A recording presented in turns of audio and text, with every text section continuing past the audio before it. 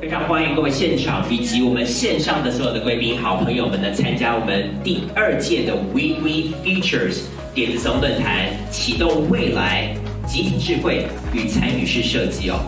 To answer these questions, we are very happy to be joined by our speakers from Japan, the UK, and Taiwan. We are very much looking forward to their talks.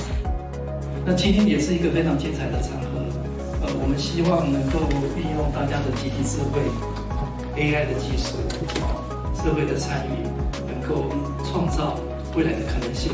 我们接下来 AI 的写作跟人类的生活应该用怎么样的方式来呈现？这也是我们点子松最重要的概念，是我们去往前思考未来5年到10年。应该怎么样让科技融合到人类的生活？那数位部在这里面会有一些想象，那希望大家也提供更多的发想。过去是一种探索理解，今天是一种行动。偏见事实上不是错的，不同的意见很可能就是一种分众。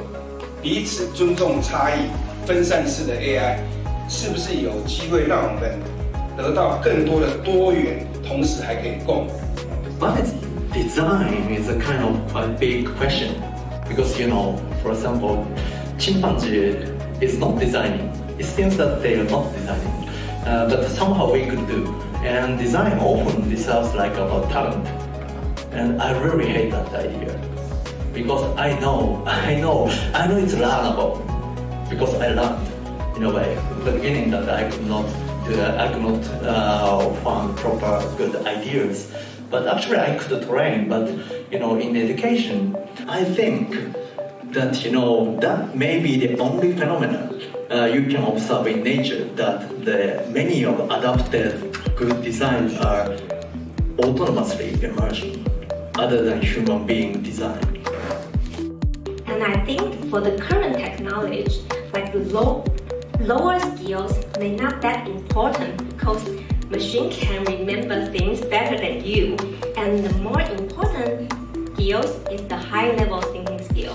And I will explain the reason why we think creativity, evaluation, and analysis is more important in this generation.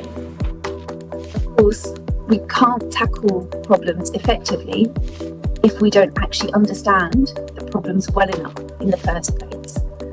And often we don't have the data that really enables us to understand the problems and pinpoint exactly what it is we need to address or how best we might solve it.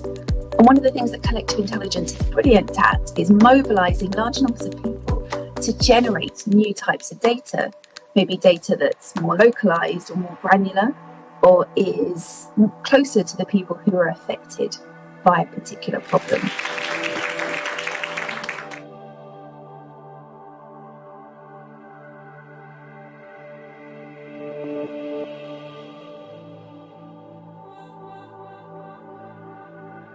From my point of view, the digital or AI can be the most powerful tool to form or to mutate the society currently.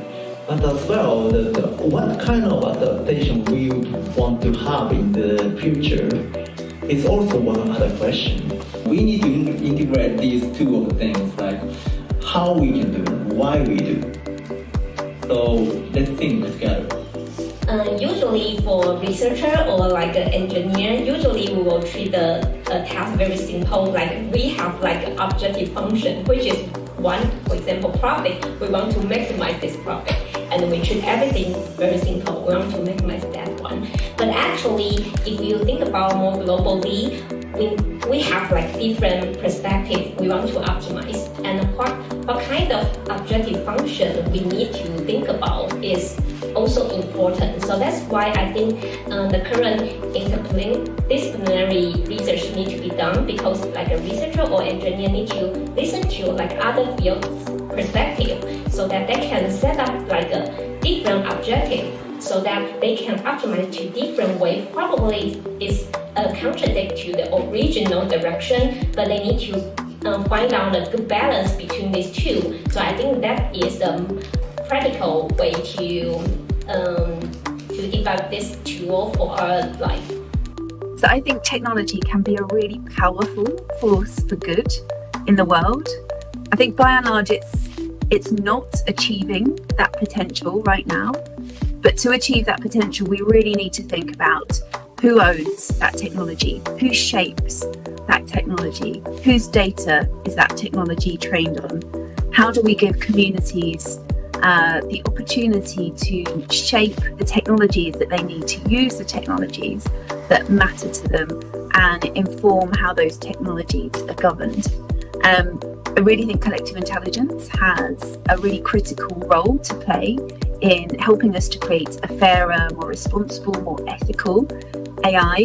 And at the same time, I also think we need to not dismiss AI, because I think AI has huge potential to help us become more collectively intelligent together and mitigate some of our own human biases and help us collaborate better together as humans.